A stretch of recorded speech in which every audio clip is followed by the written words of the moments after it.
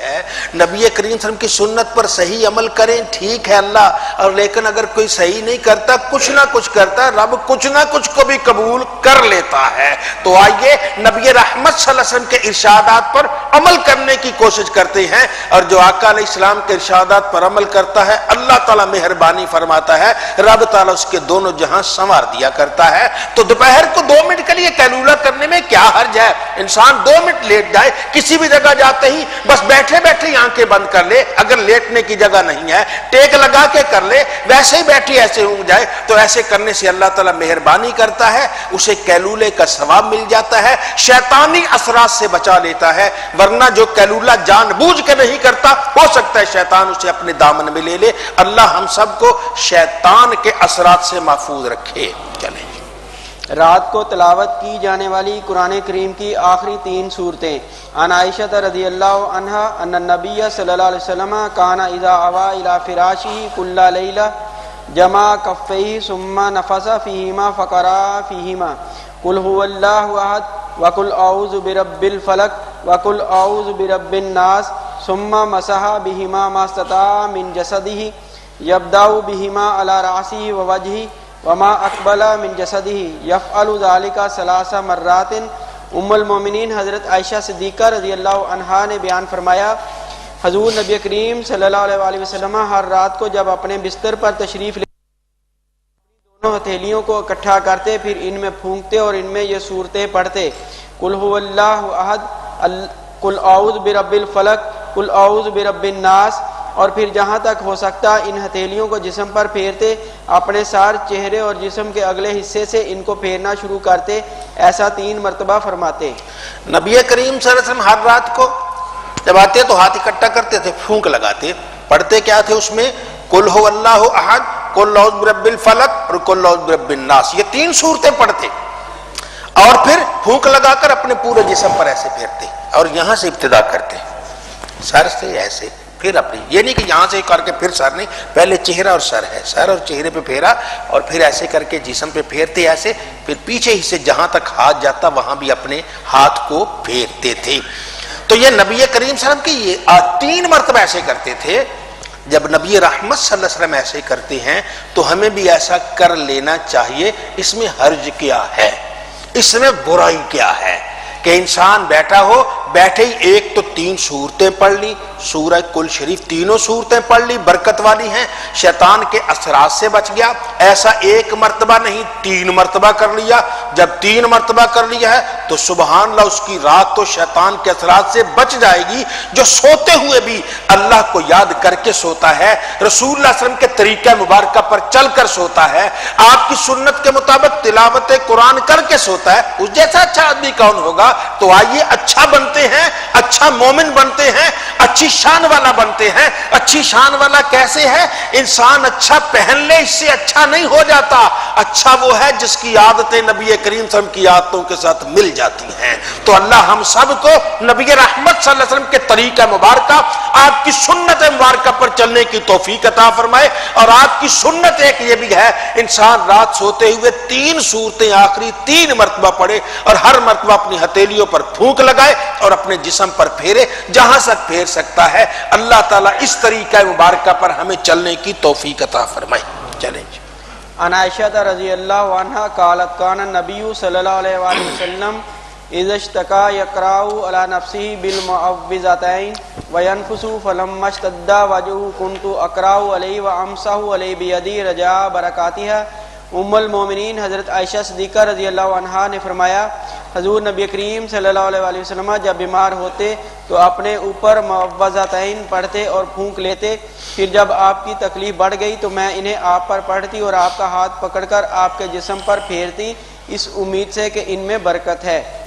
سبحان اللہ۔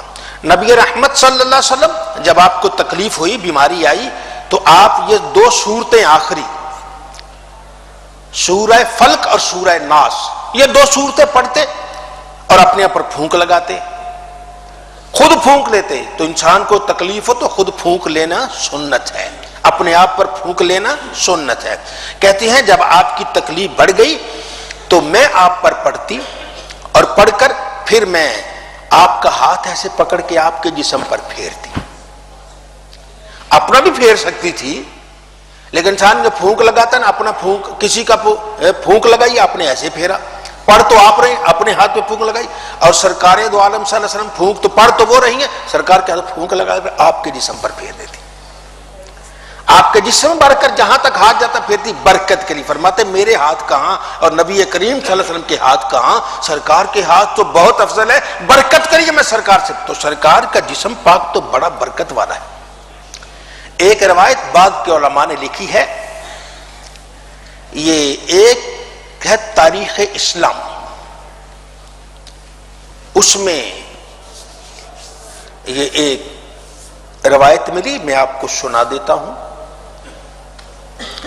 حضور نبی کریم صلی اللہ علیہ وسلم کی آنکھ مبارک میں، آنکھوں میں تکلیف ہو گئی، اشوب چشم جسے کہتے ہیں، بیماری آئی، تکلیف ہوئی، تو اس وقت کے مطابق جو دوائی، جو دم درود ہوگا کروایا، آرام نہیں آیا۔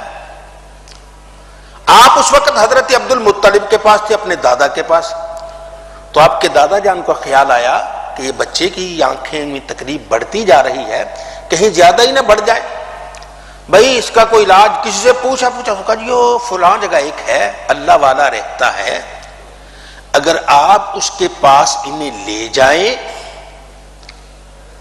وہ ان کے لیے کوئی دعا یا دم کر دے تو امید ہے ان کی آنکھیں ٹھیک ہو جائیں گی۔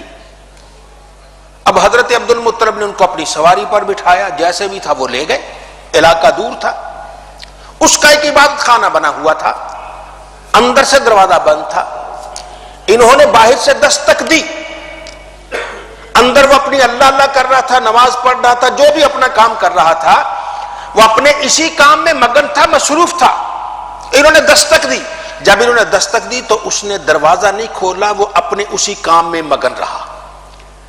جب اپنے کام میں مگن رہا نا تو یہ کیسے ہو سکتا ہے باہر نبیوں کا سردار آئے اور کوئی آئے اور دروازہ نہ کھولے، اچانک زلزلہ قسم کا حرکت ہوئی، زمین کو حرکت ہوئی، زلزلہ آیا کہ اسے محسوس ہوا جیسے چھت گر جائے گی اور آپ کے اوپر کہیں، اس کے اوپر کہیں گر نہ جائے، وہ فوراً اپنی ہر چیز، نماز جو پڑھا تھا اس کو چھوڑ کر بھاگا، کہیں مری نہ جاؤں، اس نے دروازہ کھولا، دروازہ کھولتے اس کی ایک نظر حضرت عبد المطلب پہ پڑی اور دوسری نظر نبی کریم صلی اللہ علیہ وسلم پر پڑی، ایسے دیکھنے لگ گیا، کہتا بھائی ایک منٹ ذرا صبر، میں آپ کو آواز دیتا ہوں پھر اندر آئیے گا۔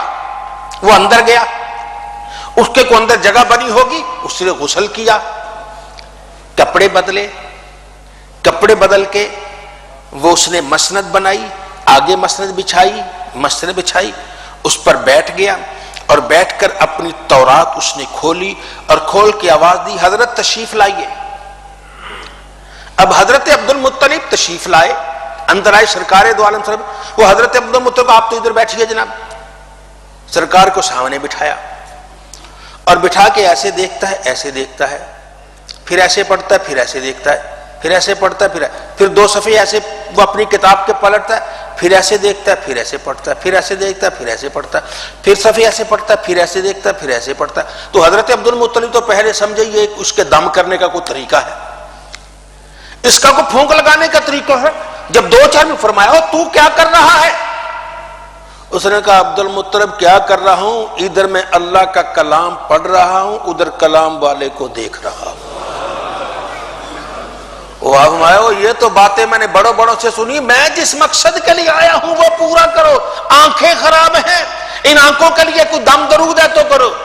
فرمایا عبد المطلب علاج بھی تو تیرے پاس ہے، وہ میرے پاس کا علاج ہے۔ عبد المطلب بولے نہ بنو، علاج تمہارے پاس ہے۔ کیا ہے علاج جی؟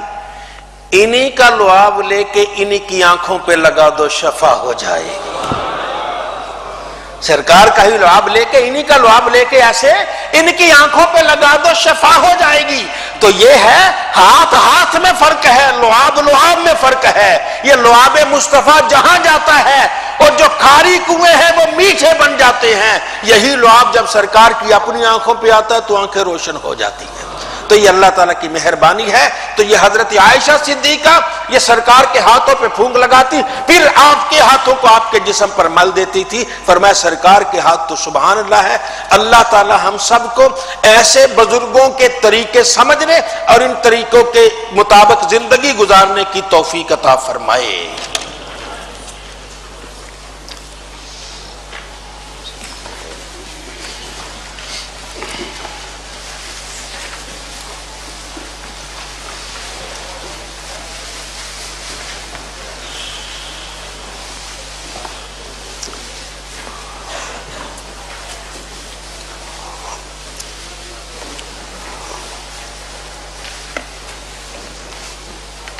جی بسم اللہ الرحمن الرحیم. بسم اللہ الرحمن الرحیم. مشکات الحدیث صفحہ 550. مشکات الحدیث صفحہ 550. جی بسم اللہ. علم جو پھیلایا، نیک اولاد، قرآن کریم کا نسخہ جس کا کسی کو وارث بنایا، مسجد تعمیر کروائی، مسافروں کے لیے گھر بنایا، نہر جاری کروائی، اور صدقہ جو زندگی میں حالت صحت میں نکالا، ان سب کا اجر و ثواب مرنے والے کو اس کی موت کے بعد ملتا ہے. عن ابی ہریرہ رضی اللہ عنہ قال رسول اللہ صلی اللہ علیہ وآلہ وسلم ان مما یلحق المؤمن من عمله وحسناته بعد موته علما علمه ونشره وولدا صالحا تركه ومصحفا ورثه او مسجدا بناه او بیتا لابن السبیل بناه او نهرا اجره او صدقة اخرجها من ماله في صحته وحياته وتلحقه من بعد موته. سیدنا ابو ہریرہ رضی اللہ عنہ سے روایت ہے کہ حضور سیدنا رسول اللہ صلی اللہ علیہ وآلہ وسلم نے ارشاد فرمایا، مومن کو اس کے مرنے کے بعد جو اس کے اعمال صالحہ اور اس کی نیکیاں اسے پہنچتی ہیں، ان میں سے یہ بھی ہیں: علم جس کی اس نے تعلیم دی اور اسے پھیلایا، نیک و صالح اولاد جو پیچھے چھوڑ گیا، قرآن کریم کا نسخہ جس کا کسی کو وارث بنایا، مسجد جو اس نے تعمیر کی، گھر جو اس نے مسافروں کے لیے بنایا، نہر جو اس نے جاری کی، یا صدقہ جو اس نے اپنے مال سے نکالا. اپنی زندگی میں اپنی صحت کی حالت میں ان سب چیزوں کا اجر و ثواب اسے اس کی موت کے بعد ملتا رہتا ہے. سبحان اللہ. نبی کریم صلی اللہ علیہ وسلم نے ارشاد فرمایا، مومن کے عمل اور اس کی نیکیوں میں سے اس کی موت کے بعد اسے کوئی اور چیز، موت کے بعد تو یہ کتاب ہے موت کے بعد بند ہو گئی، اعمال کی یہ کتاب موت کے بعد بند ہو گئی، لیکن کچھ چیزیں ایسی ہیں کہ موت کے بعد نیکیوں میں اضافہ ہوتا رہتا ہے، نیکیوں میں اضافہ ہوتا رہتا ہے. اس کا فائدہ یہ ہے، اگر خدا نہ خواستہ بندہ جانے والا وہ دوزخ کا مستحق ہے، اس کی قبر میں اسے سزا مل رہی ہے، تو پیچھے یہ نیکیاں ملیں گی، ملتے ملتے اس کی سزا ختم ہو جائے گی. اور اگر کوئی آدمی ہے اور اسے وہ جنت بنی ہوئی ہے قبر، لیکن پیچھے نیکی ملے گی، اس کے جنت میں درجات بلند ہوتے رہیں گے. یہ اللہ تعالیٰ کی مہربانی ہے. اب سنیے، نبی کریم صلی اللہ علیہ وسلم نے ارشاد فرمایا کہ مومن کو اس کے مرنے کے بعد جو اس کے اعمال صالحہ اور نیکیاں اسے پہنچتی ہیں، ان میں سے یہ بھی نیکیاں ہیں جو اسے بعد میں پہنچتی ہیں. علم جس کی اس نے تعلیم دی اور اسے پھیلایا، علم کی تعلیم دی، علم کو پھیلایا، علم کی تعلیم دی، کسی کو کوئی بات سکھا دی اچھی، اس نے اس پر عمل کیا. ایک آدمی نے آپ کو سکھایا کہ کلمہ شریف پڑھنا چاہیے، آپ اس کے کہنے پر کلمہ شریف پڑھتے ہیں، وہ مر جائے گا، آپ جب بھی کلمہ پڑھیں گے اس مرنے والے کو بھی اس کے قبر میں اس کا ثواب ملتا رہے گا، قبر میں اس کا ثواب جس نے جو ترغیب دی. کوئی کہتا ہے پڑھو سبحان اللہ والحمدللہ ولا الہ الا اللہ واللہ اکبر، پڑھانے والا قبر میں چلا گیا، رزق خاک ہو گیا، لیکن اس کے باوجود پیچھے پڑھنے والا جب پڑھتا ہے اس کا ثواب پڑھانے والے کو ملتا رہتا ہے اور اس کے قبر میں درجات بلند ہوتے رہتے ہیں. یہ اللہ تعالیٰ کا انعام ہے. پھر شاید نیک اور صالح اولاد جو پیچھے چھوڑ گیا، نیک اولاد ہے، نیک اولاد جو نماز پڑھے گی اس کا ثواب اس کے ابا کو ملتا ہے، اس کے لیے دعا کرتے ہیں. نیک اور صالح اولاد کہتی ربنا اغفر لی ولوالدی، یا اللہ میری مغفرت، میرے ماں باپ کی مغفرت. تو یہ ماں باپ کی مغفرت، تو یہ نیک اور صالح اولاد جو ہے یہ انسان کے لیے بہت بڑا تحفہ ہے. ہمارے درسیات میں ایک کتاب پڑھائی جاتی ہے تفسیر بیضاوی.